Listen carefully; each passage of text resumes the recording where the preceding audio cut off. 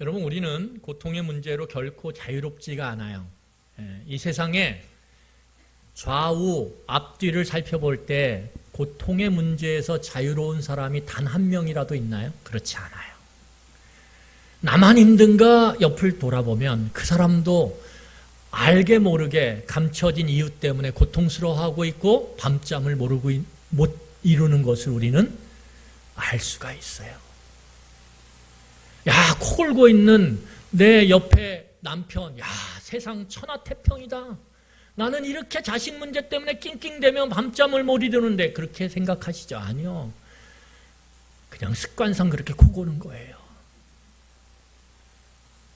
그 마음의 직장에서 해결해야 될, 관계 안에서 해결해야 될 산더미 같은 문제들이 그 남편의 마음을 억누르고 있어요. 표시만 안 할 뿐이지. 왜냐면 우리는 어렸을 때부터 배웠거든요. 남자는 고개 숙이면 안 돼. 남자는 울면 안 돼. 그런 의미에서는 울면 안 돼. 이 캐롤송이 안 좋아요. 그러니까 그냥 강한 모습 그렇게 보이지만 날마다 버티고 무너지는 마음들이 우리 안에 가득해요. 여러분, 스스로에게 물어보세요. 고통으로부터 자유로운가? 이 문제가 해결되면 또 다른 문제가 우리의 삶을 덮치듯이 찾아와요. 저 문제 해결하면 됐다 싶은데 또 깊은 웅덩이에 한없이 그렇게 빠져서 허우적거리는 우리의 모습들을 우리는 발견하게 되는 거예요. 그래서 여러분, 우리는 끝없이 고통으로부터 자유롭기를 꿈꿔요. 어떻게 하면 자유로울 수 있을까? 내가 돈을 더 많이 벌면 자유로울 수 있을까? 내가 좀 높아지면 자유로워질 수 있을까? 내가 건강해지면 좀 자유로워질 수 있을까? 우리는 늘 꿈꿔요. 좀 자유로워졌으면 좋겠다. 고통으로부터. 그런데 여기에 모순이 존재해요. 이 지점에. 삶은 고통으로부터 자유로울 수 없는데 우리는 끝없이 그 고통으로부터의 자유로움을 꿈꿔요. 없는데 꿈꿔요. 없는데 기대해요. 없는데 바래요. 그러니까 거기서 우리는 힘들죠. 이상과 현실의 이 차이 속에서 우리는 힘들죠. 왜 나만 힘든가? 그래도 나 예수 믿는데 내가 모르는 죄를 지었나? 혹시 하나님이 나만 미워하나? 왜 나한테만 이렇게 힘든 구덩이 속에서 허우적거리게 만들지? 우리는 거기서 힘들어하고 마음 아파해요. 그래서 물어보세요. 저에게 물어보세요. 삶이 힘드세요? 힘들어요. 힘들어요. 오늘 우리가 읽었던 이 본문은 인간이 해결할 수 없는 고통의 문제를 다루고 있어요. 인간이 해결할 수 없는 고통의 문제를 오늘 다루고 있어요.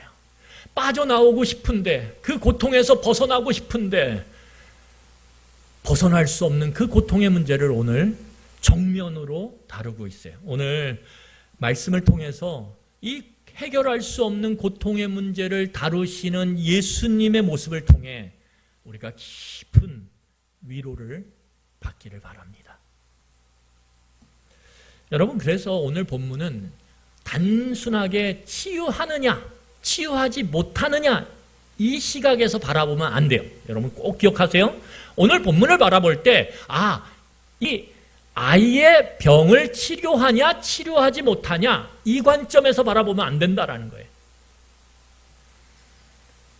오늘 이 사건 시작서부터 끝까지 전체에 예수님의 너무나 중요한 가르침이 알맹이처럼 팍 박혀 있어요. 오늘 그것을 우리가 캐내기를 원합니다. 여러분, 오늘 예수님은 우리가 잘 알고 있듯이 이 우리가 읽었던 본문 전에 산에 올라가세요. 3명의 제자들과 함께 산에 올라가는데 그 산을 우리는 일명 변화산이라고 불러요. 변화산에 올라가셨던 예수님께서 그 데려갔던 3 제자를 데리고 이제 나머지 제자들이 기다리고 있던 마을로 내려오십니다. 마을로 내려오는데 점점 마을로 가까이 내려올수록, 그리고 제자들, 나머지 제자들이 예수님의 눈 안으로 점점 가까이 다가올수록 소리가 들리는데 그 소리는 굉장히 소란스러운 소리였어요. 여러분, 뭔가 소란이 있다라는 것은 그 안에 뭔가 문제가 발생했다라는 거죠. 직감적으로 알 수 있어요. 여러분, 집이 좀 평안하면 어때요? 조용하면 들어가는데 부담이 없어요. 그런데 전화를 한번 했는데 뭐 사갈까 그랬는데 집안에서 막 야! 꽝! 쿵! 빵! 그런 소리 안 들어보셨어요? 전화할 때 집안에서 막 꽝 닫고 야! 너 일로 와! 막 이런 거 안 들어보셨어요? 집에 들어가고 싶으세요?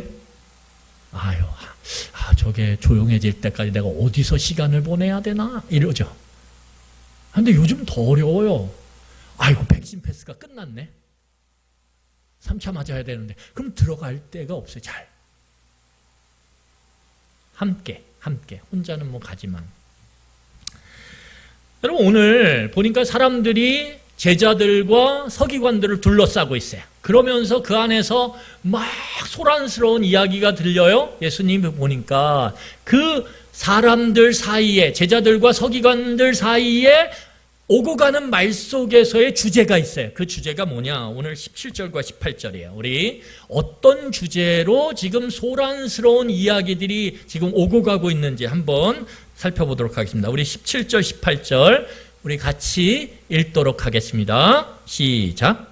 무리 중에 하나가 대답하되 선생님, 말 못하게 귀신 들린 내 아들을 선생님께 데려왔나이다. 귀신이 어디서든지 그를 잡으면 거꾸러져 거품을 흘리며 이를 갈며 그리고 화리해지는지라. 내가 선생님의 제자들에게 내쫓아달라 하였으나 그들이 능히 하지 못하더이다. 오늘 왁자지껄한 그 소리들 속에 담겨져 있는 논쟁의 주제는 무능력이에요. 제자들의 무능력. 무슨 말이냐 하면 지금 이 이야기, 이 논쟁의 중심에 있는 귀신 들린 아이를 갖고 있는 아버지가 자신의 아들이 귀신이 들려서 너무 고통스러운 시간들을 보내왔어요. 그래서 어떻게 하냐 하면 예수님이 그 마을에 오셨다라는 소식을 듣고 예수님께 고침을 받고자 그 아이를 데려왔어요. 그런데 이 일을 어째요? 예수님이 없는 거예요. 찾던 예수님은 없고 제자들만 남아있던 거예요. 그래서 그 나머지 예수님의 제자들에게 자기의 이 불쌍한 아들의 고통을 자유롭게 해달라고 요청을 했어요. 좀 치유 좀 해달라고. 그랬더니 제자들이 치유 행위를 했는데 결과가 좋지가 않아요. 자, 여러분 오늘 우리 함께 볼 텐데요. 마가복음 6장 12절과 13절에 이전 본문이에요. 마가복음 6장 12절 13절.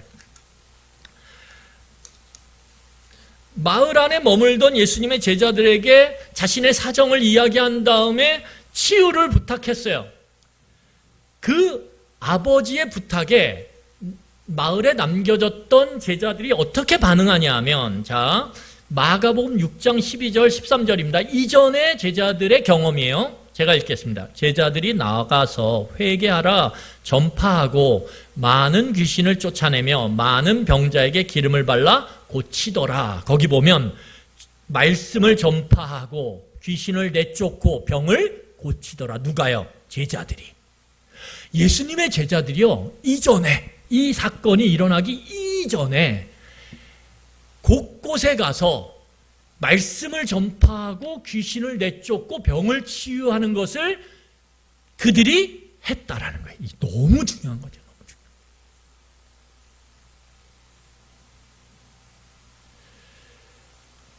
그들에겐 경험이 있었어요. 치유의 경험이. 그들에게는 기름을 바르고 이렇게 하고 뭘 이렇게 하고 그러면 치유가 되는구나. 귀신이 쫓아내지는구나. 지식이 있었어요. 그래서 이 제자들은 이미 이전에 치유와 그 치유에 대한 지식과 경험을 이미 겸비한 제자들이라는 거죠. 나 해봤어. 나 한 번 귀신 멋지게 쫓아봤어. 나 그런 엄청난 병도 고쳐봤어. 내가 그때 이렇게 했더니 귀신이 나가더만. 그 지식과 경험이 그들 안에 딱 자리 잡고 있었다라는 거예요, 이미. 그러니까 예수님이 없는 상황 가운데서도 그 아버지의 부탁을 이 제자들이 들어줘요. 그런데 문제는 뭐냐면 아무리 이전에 했던 방식으로 경험했던 그 경험치로 아무리 그 귀신 들린 그 아이를 막 치유하려고 해도 결과는 아무 변화가 일어나지 않았다라는 거예요. 실패로 끝나버렸어요. 실패로. 사람들이 쫙 둘러싸서 야 어떻게 되나 보자 그랬는데 처참한 실패로 끝나버렸어요. 그러니까 그 모습을 줄곧 지켜보고 그 제자들의 자신감, 내가 이전에도 했는데 야 기회가 잘 됐다. 예수님 없으니까 예수님 대신에 우리가 할 수 있잖아. 또 야 그때 그 치유의 그 짜릿함, 와 하나님이 나를 통해 역사하는구나. 야 그거 한번 경험해보자. 잘 됐다. 그리고 사람들이 쫙 둘러보는 가운데 얼마나 스포트라이트를 받으면서 마음이 막 커졌겠어요. 그런데 땅 지하 200m, 300m를 뚫고도 남을 만큼 부끄러움과 창피함으로 그렇게 나락으로 떨어졌어요, 제자들이. 근데 그 모습을 지켜보고 있던 제사장들, 서기관들은 학자예요. 어떤 학자냐? 신앙 전반에 대한 모든 지식을 겸비하고 있던 학자들이에요. 치유? 치유에 대해서 내가 A, B, C, D 쫙 알고 있지. 그걸 딱 갖고 지켜보는데 제자들이 실패했거든요. 그러니까 그때 탁 끼어들어서 야 니네들의 문제가 뭔 줄 알아? 그러면서 토론을 하기 시작한 거예요. 여러분 그런데 이 상황을 잘 보세요. 제자들은 자신들을 합리화해야 돼요. 자신들의 실패를 정당화해야 돼요. 그리고 서기관들은 그들이 틀렸음을 자기가 갖고 있는 그 이론의 무장됨을 갖고 공격하기 시작해요. 수비와 공격이 막 치열하게 말을 통해서 이루어지고 있어요. 그걸 사람들이 또 지켜보고 있어요. 그런데 문제는 뭐냐면 그 말의 공격과 말의 수비가 이루어지는 그 현장, 사람들이 둘러싸고 지켜보는 그 현장 가운 그 중심에는 오랜 기간 귀신 들린 걸로 인하여 고통스러워하고 있는 그 아이가 여전히 있다라는 거예요.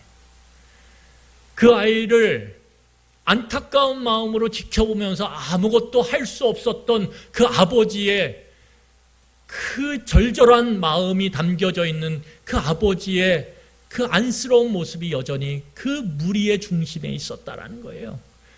그런데도 그들은 아랑곳하지 않고 자신의 이론이 옳다고 내 경험이 옳다고 그런데 왜 이게 변화되지 않냐고 말의 싸움, 말의 다툼, 말의 공격과 수비가 치열하게 펼쳐지는 거예요. 잔인하죠.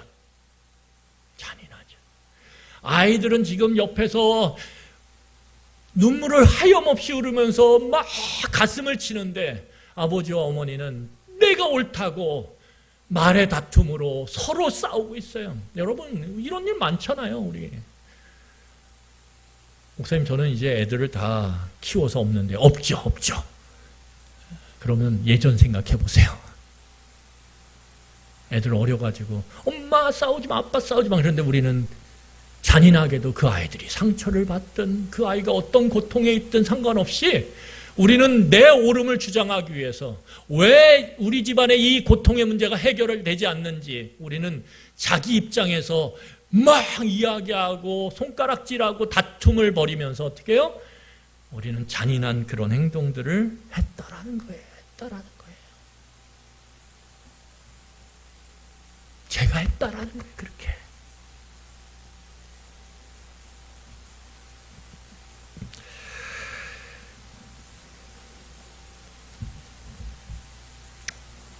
고통에 대한 치유를 호소했어요. 얼마나 절절했겠어요. 여러분 고통에 대한 호소를 호소하는데, 치유를 호소하는데 고쳐주세요 그랬겠어요? 고쳐주세요.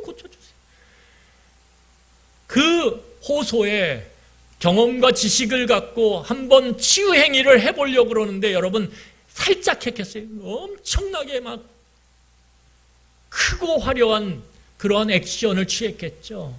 그런데 무능력하게 실패로 끝났어요.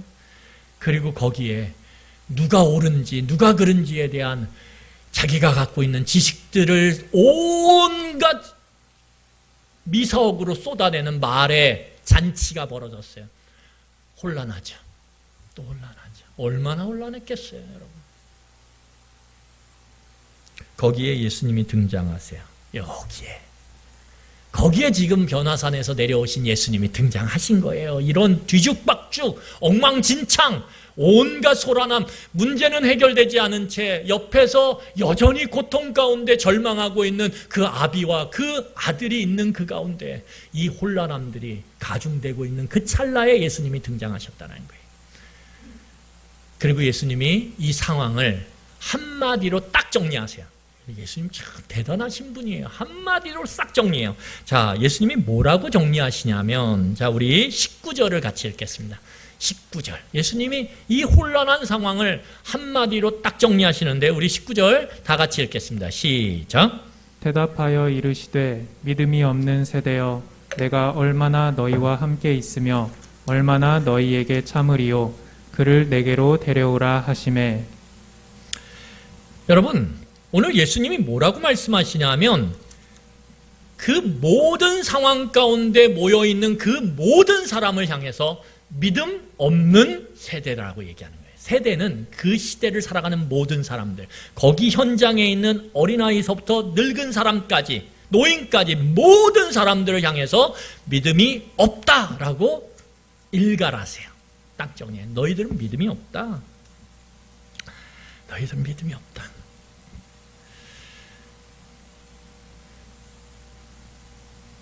여러분, 믿음이 없다라는 것은 무엇을 의미하냐면 무능력을 의미해요. 믿음이 없다? 무능력. 어떤 상황 가운데서는 우리가 능력을 발휘하죠. 어떤 상황 가운데서 우리는 문제의 그 어려움을 헤치고 나가죠. 그런데 예수님은 뭐예요? 어떤 상황에서는 니네들이 무능력해. 이렇게 이야기하는 거예요. 너희들의 능력을 갖고는 해결할 수 없는 상황이 반드시 닥쳐와. 그런데 그 무능력 가운데 있는 문제의 핵심이 뭐야? 믿음이 없어서 그래. 이렇게 말씀하시는 거예요. 믿음이 없어서. 여러분, 이 시대만큼 지식이 많은 시대가 있을까요? 그렇지 않아요. 이 시대만큼 경험이 많은 시대가 있을까요? 아니요, 없어요. 여러분, 인터넷에 쳐보면요, 우리가 예전에 백과사전 수십 권, 그 한지를 집에다 놓고도 찾아도 없던 내용들이 지금은 그냥 키보드에 몇 개 딱 치면 그 모든 정보들이 쫙 나와요. 얼마나 편리한지 몰라요. 병이 좀 아픈 것 같아요, 어디? 그러면 어떻게 해요? 증상을 인터넷에다 딱 치면 무슨 병일 거다, 어떻게 예방해야 되고 어떻게 조치를 취해야 된다, 쫙 나와요. 그래서 의사들한테 가서 진단을 받을 때는요, 의사만큼 기초적 지식을 알고 있어요. 요즘 의사들이 깜짝 놀랐는데, 왜? 왔는데 자기 환자가 다 얘기해. 제가요, 여기가 아픈데 여기가요, 이렇고 이런데 이런 증상이 아닐까요? 이렇게. 여러분, 조직은 얼마나 많아요. 별의별 조직이 다 있어요. 여러분, 자원은 얼마나 많아요. 자원은 얼마나 많아요. 예전에는 참 없었는데 요즘은 흔하디 흔한 것. 지식도 많고 경험도 많고 조직도 많고 자원도 많아요. 그런데 무능력해요. 이게 놀랍죠. 그런데 무능력해요. 그런데 무기력해요. 내 삶의 고통의 문제, 조그만 것들을 풀어낼 수가 없어요. 내 자녀의 그 고통의 문제를 풀어낼 수가 없어요. 가족 안에서, 형제 안에서, 부모와의 관계 안에서, 직장 동료들과의 얽힌 그 문제로 인해 발생한 고통의 문제를 풀어낼 수가 없어요.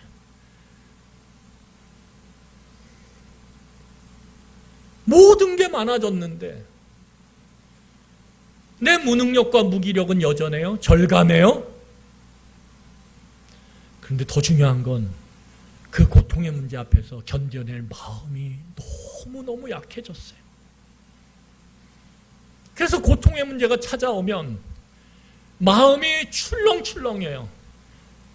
파도가 치듯 출렁출렁, 태풍이 와서 파도 치듯 출렁출렁해요. 그래서 살아야 되겠다라는 생각을 하다가도 조금만 지나면 죽어야 되겠다는 생각을 하고 또 살아야 되겠다는 생각을 하다가도 죽어야 된다는 생각을 하고 내 마음이 하루에도 수백 번 수천 번 오르락내리락 하는 걸 경험하게 돼요. 그러니까 뭐라 그러냐면 너무 힘들다고 살기가.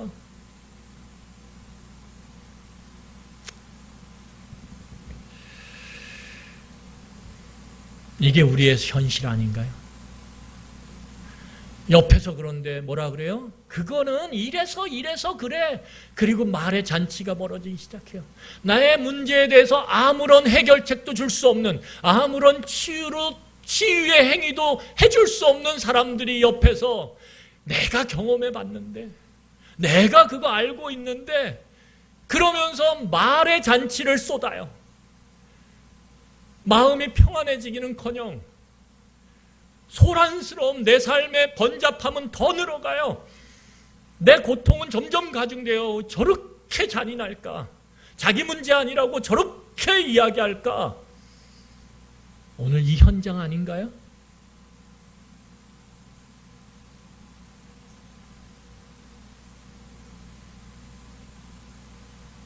거기에 예수님이 등장하세요. 그리고 뭐라고 일갈하시냐면 믿음이 없다. 믿음이 없다.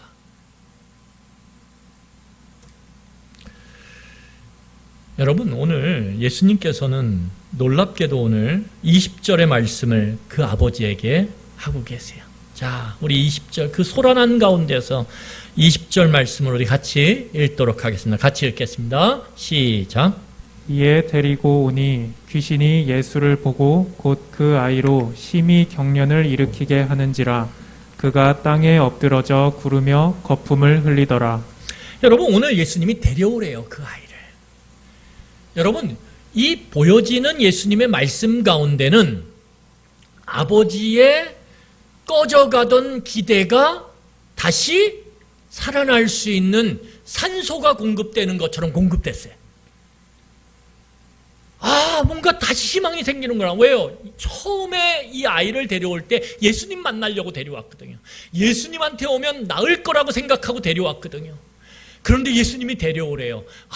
중간에 뭔가 곁길로는 빠졌지만 이제 다시 원래의 방향, 내가 처음에 생각하고 의도했던 예수님을 만나는 그 일이 이루어졌구나. 다시 기대감이 쫙 타오르기 시작했어요. 꺼져가던 불씨에 산소가 공급되면서 다시 기대감이 쫙 올라오면서 예수님께 그 아이를 데리고 와요. 여러분, 예수님이 그 아이를 데려오라라는 건 뭐예요? 예수님이 그 아이를 고치시겠다라고 하는 뜻이 담겨져 있어요.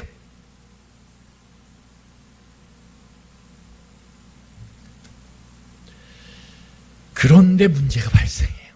참 이게 희한해요. 여러분, 데려오라 그래서 이제 속으로 그랬겠죠. 이제 됐구나. 데려갔는데 20절 다시 보세요. 다시 보세요. 20절. 데려갔는데 귀신이 누구를 봤어요? 예수님을 보고 어떻게 하냐 하면 내가 얼마나 실력이 있는지 한번 예수님 내가 보여줄게요. 그리고 자기 실력을 한껏 뽐내기 시작해요. 온갖 화려한 자기의 기술들을 구사하기 시작해요. 그러면서 어떻게 되냐 하면 그 아이가 지금 가만히 있었던 아이인데 증상이 지금까지는 없었어요. 평소에 있었기 때문에 낫게 해달라고 요청하러 온 거예요. 그런데 그 가만히 있던 아이가 갑자기 경련을 일으키는데요. 거기 동그라미 치세요. 심히. 여러분, 아이들이요, 혼자 춤출 때는 막 이렇게 추죠. 그렇죠? 요즘에 춤 좋아하니까. 제가 춤을 못 춰가지고. 그런데 사람들 앞에서 한번 춰봐. 그러면 어떻게 돼요? 그 안에 뽐내고 싶은 마음이 쫙 올라오면 어떻게 돼요? 관절이 빠질 것처럼 춰요. 심히. 귀신이 지금 예수 그리스도 앞에 그 아이가 가자. 어떻게 해요? 예수님 잘 보세요. 이게 보통 문제인가? 그리고 쫙 하는 거예요. 경련을 일으키는데요. 아이가 땅에 엎드려져서 막 굴러요. 얼마나 주변이 놀라겠어요. 그 아버지가 얼마나 거품을 막 흘려요. 간질 증세와 비슷해요. 이 본문에 나타나는 것에 한해서는. 그런데 중요한 건 무엇이냐 하면 예수님께 데려왔는데 문제가 해결되기는커녕 지금 나타나지 않았던 문제가 나타나는데 이전보다 더 심해요. 더 복잡해졌죠. 상황은 더 복잡해졌어요. 조금씩 되살아나던 그 아버지의 기대감이 한순간에 찬물을 끼얹듯이 싹 사라질 그런 순간이에요. 여러분, 그런데 그때 참 예수님은 예상 밖의 행동을 하세요. 예수님 참 독특하신 분이에요.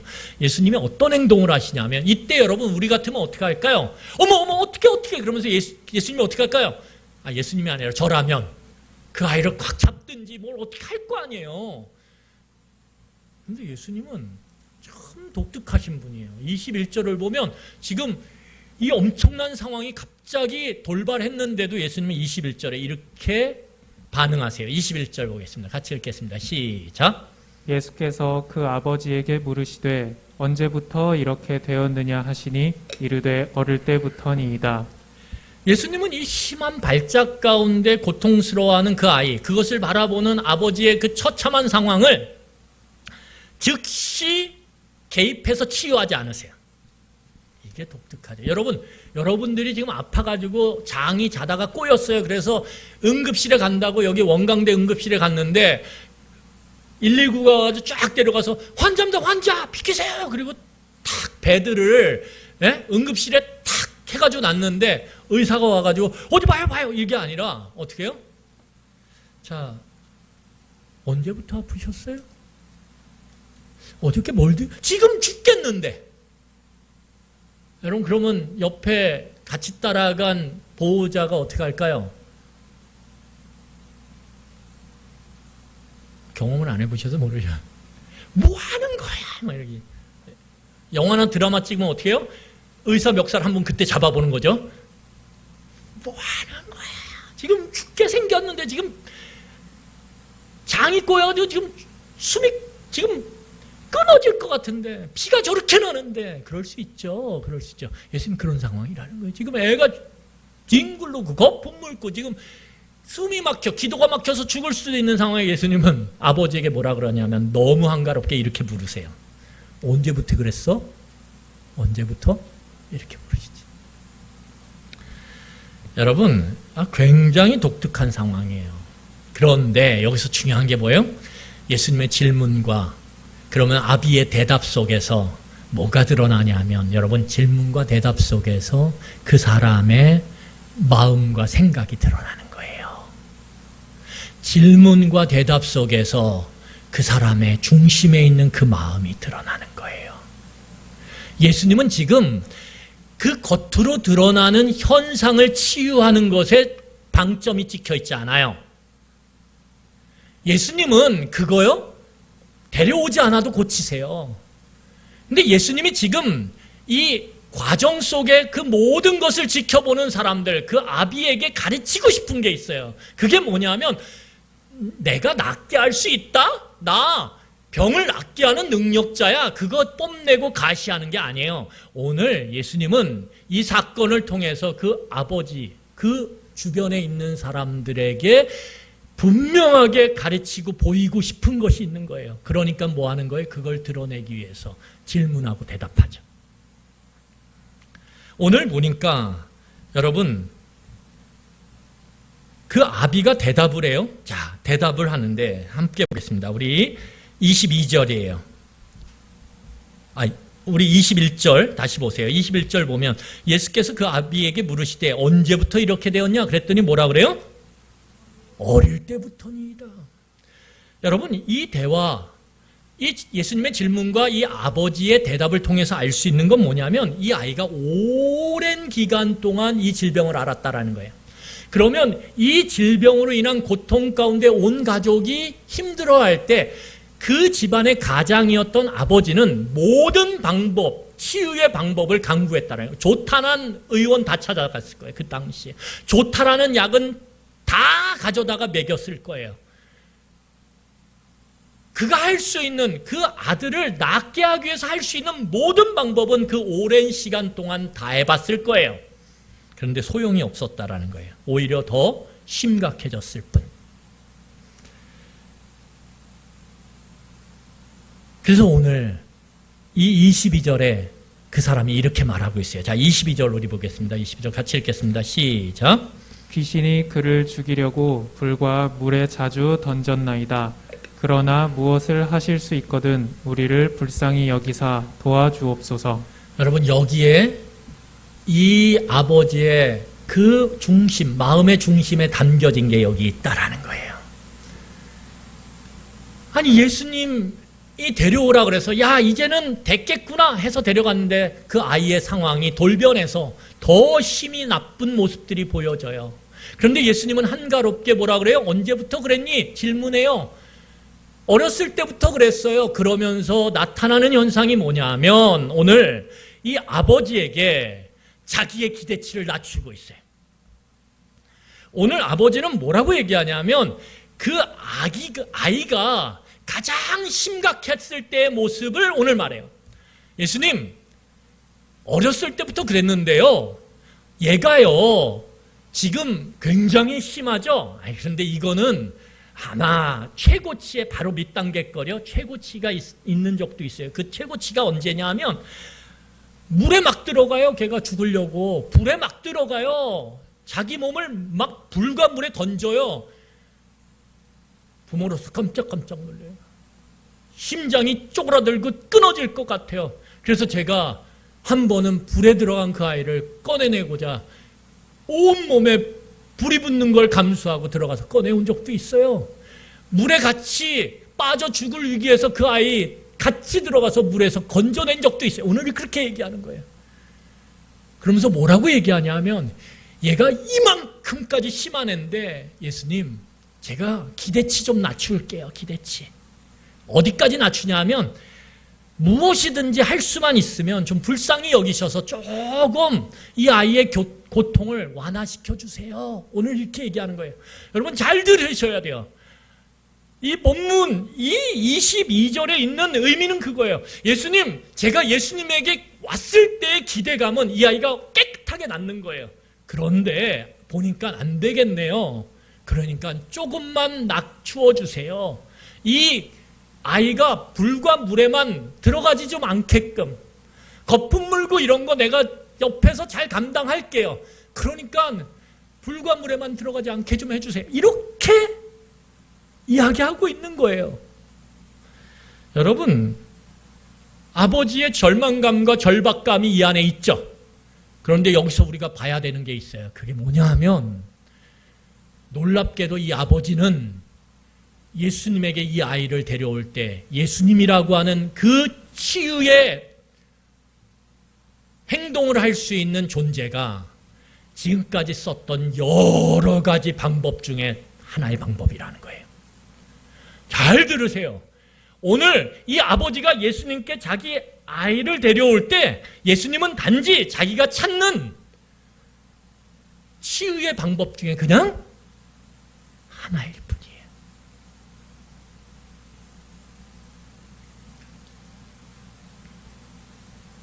그래서 그는 그 방법으로 선택했던, 어쩌면 마지막 방법으로 선택했을 수도 있는 그 예수님을 찾아왔을 때 오히려 자기의 기대가 이루어지지 않는 상황으로 흐르는 것 같자 어떻게 하냐 하면 자신의 아들에 대한 치유의 기대를 그냥 디시시켜버려요. 디스카운트, 할인시켜버려요. 여기까지만 해주세요. 50%? 오케이? 이것은 무엇을 말하냐 하면 예수님이 그의 믿음의 대상이 아닌 치유의 방법 중 하나였다는 걸 드러내는 거예요. 우리는 얼마든지 이렇게 신앙생활해요. 내 문제를 해결하기 위한 좋은 방법 중에 하나. 내가 해봤는데 내 고통의 문제를 해결할 수 없을 때 내가 찾을 수 있는 방법 중에 하나.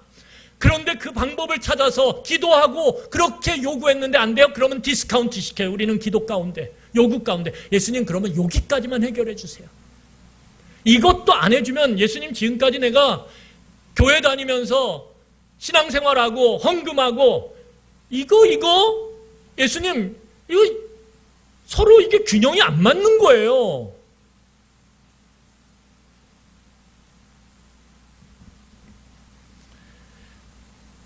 이 사람은 믿음으로 요청한 게 아니에요. 정보를 갖고 요청한 거예요. 이 사람은 믿음을 갖고 예수님께 그 아이를 고쳐달라고 요구하는 게 아니라 내가 지금까지 쌓아왔던 지식, 내가 들어왔던 정보, 예수님에 대한 정보를 갖고 좋은 의사구나. 내 자식 데려가면 최소 50%는 낫게 되겠네. 그리고 데려온 거예요. 그런데 좌절되는 상황에 놓이게 되자 아이의 치유에 대한 그 모습을 디스카운트 시켜서 기대치를 낮추는 거예요. 여러분 그럴 때 예수님께서 그 유명한 이거 여러분 오늘 본문 23절 이렇게 가게에다 여러분 집에다가 써놓고선 할 수 있다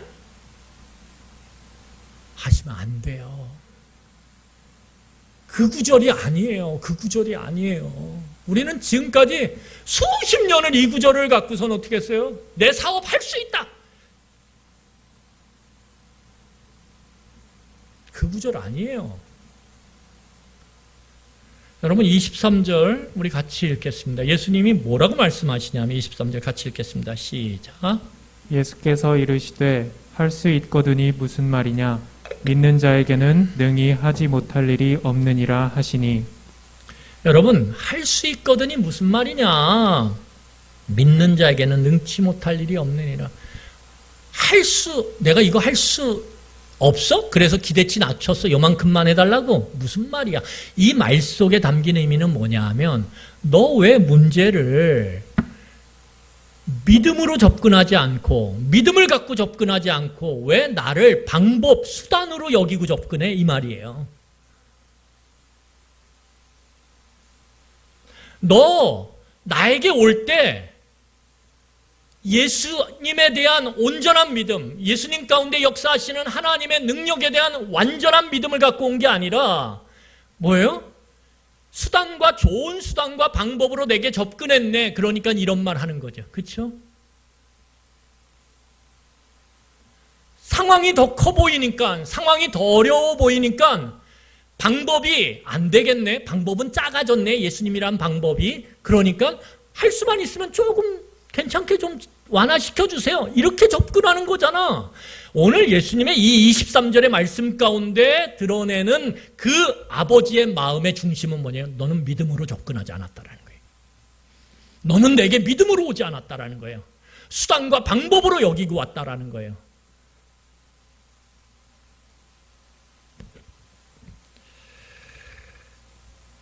결국은 여러분 이 모든 이 과정 속의 주체는 누구예요? 하나님이 아니에요. 하나님의 처분만을 의지하고 신뢰하며 온 게 아니라 이 모든 중심의 이 상황을 조절하고 이 상황을 해결하는 주체는 이 아버지예요. 자기가 왔고 상황이 안 되자 여의치 않자 내가 디스카운트하고 그리고 내가 이 정도만 해주면 갈게. 모든 걸 조절하는 사람은 누구냐 하면 이 아버지라는 거예요. 이 아버지가 선택한 거예요. 저 의사 좋겠다. 예수라는 의사. 안 되네? 디스카운트. 오늘 예수님은 네가 주체가 아니라 믿음의 대상인 하나님이 주체야. 너는 그래서 믿음으로 온 게 아니야. 이렇게 말씀하고 계신 그 말씀이 그 사람에게 정확히 탁 박히자 오늘 24절 보세요. 24절 이렇게 반응하고 있어요. 24절 같이 읽겠습니다. 시작. 곧 그 아이의 아버지가 소리를 질러 이르되 내가 믿나이다. 나의 믿음 없는 것을 도와주소서 하더라. 그 사람 가운데 소리가 팡 터지는 거죠. 그 외마디 한마디가 뭐예요? 내가 믿나이다. 내가 믿음으로 오지 않았음을 회개하나이다. 내가 하나님을 수단과 방법으로 여기고 다가왔음을 오늘 용서를 비나이다. 내가 믿나이다. 나의 믿음 없음, 내가 믿음으로 오지 않았음을, 사람 보고 왔음을 용서하여 주시옵소서. 오늘 그렇게 하나님 앞에, 예수님 앞에 회개하고 있는 거예요.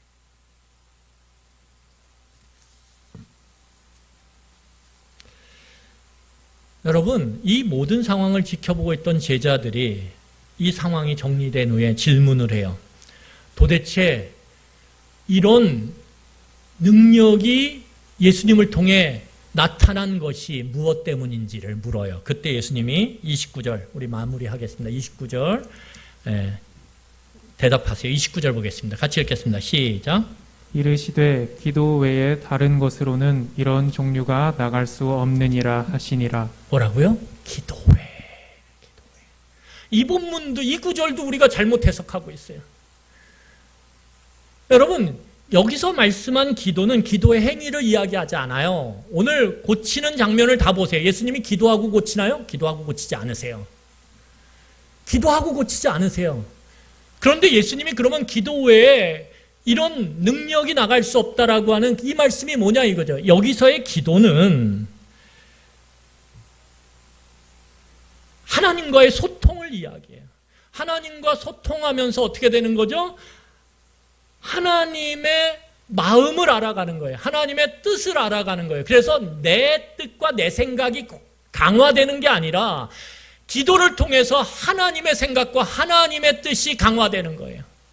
그리고 기도를 통해서 하나님의 그 뜻이 어느 순간인가 발현되는 거예요.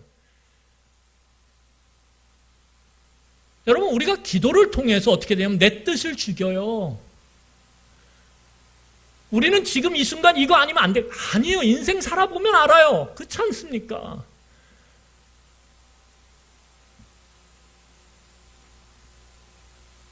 내가 기라고 했던 게 아니라는 것이 인생 살다 보면 얼마든지 드러나요.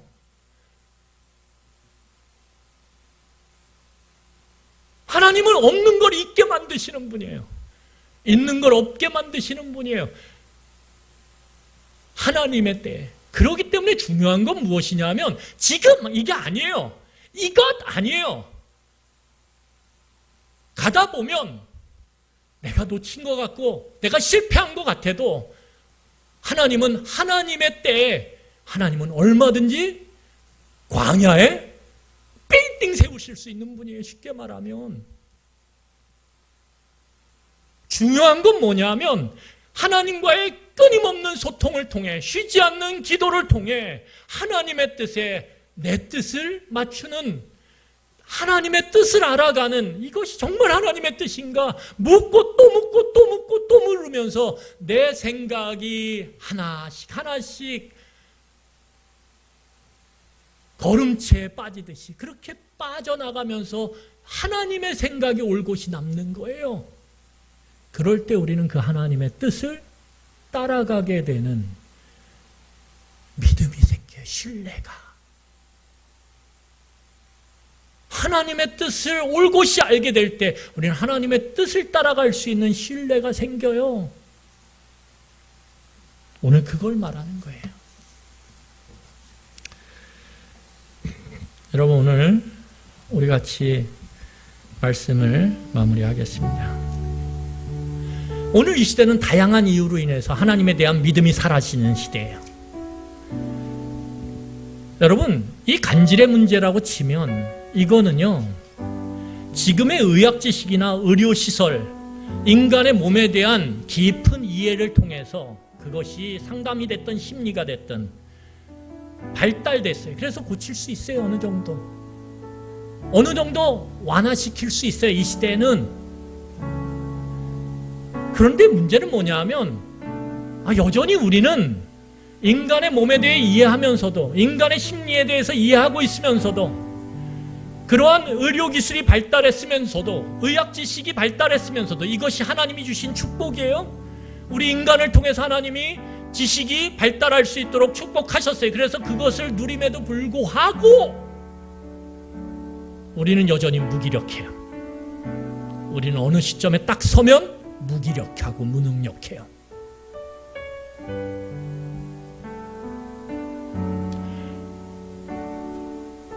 그런데 그 세상의 지식과 경험을 우리가 붙잡고 살아오는 그동안 우리 안에 너무너무 나쁜 습관이 들었어요. 마음의 습관, 생각의 습관. 어떤 습관이요?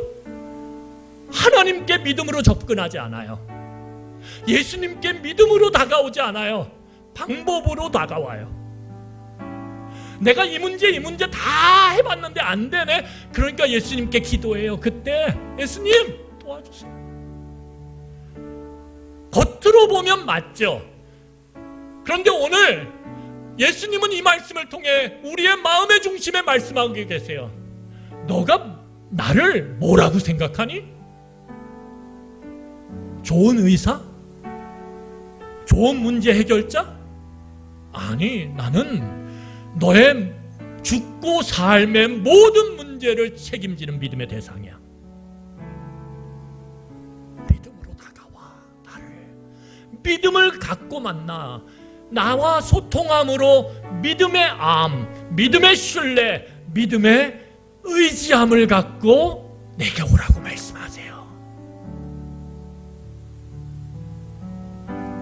여러분, 예수님께 믿음을 갖고 나올 때 그 고통의 문제가 해결 안 될 수 있어요.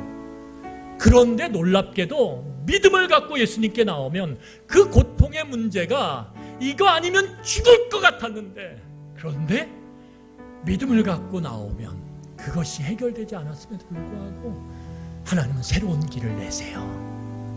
그것을 덮어버리고 그게 있었나 싶을 만큼의 하나님은 놀라운 새로운 장을 열어가세요. 내 좁고 작은 생각에 그 눈을 열어 더 크고 예비하신 하나님의 길을 보여주세요. 믿음은 그런 거예요. 방법으로 하나님을 보고 오면 내가 지금 원하는 문제가 해결되지 않았을 때 우린 실망하고 좌절해요. 그래서 우리의 믿음은 더 깎여져요. 있던 믿음도 예수님 디스카운트요? 예수님 이거밖에 안 되네요? 그러면 우리는 더 많이 세상의 지식, 세상의 경험을 의지하게 돼 있어요. 그리고 죽음의 문턱에 설 때 우리는 믿음 없음을 절감하게 돼요. 기억하시기 바랍니다. 결국 바른 믿음 안에 담겨진 바른 하나님에 대한 알미, 그 바른 믿음 안에 담겨진 그 알을 통한 하나님에 대한 바른 신뢰감, 그 바른 믿음 속에 담겨진 하나님에 대한 바른 암과 바른 신뢰와, 그래서 어떤 고통의 자리에서도 하나님을 바르게 의지하는 그 의지함이 결국 우리를 살린다라는 사실을 기억하시기 바랍니다. 오직 의인은 믿음으로 살리라. 찬양하겠습니다.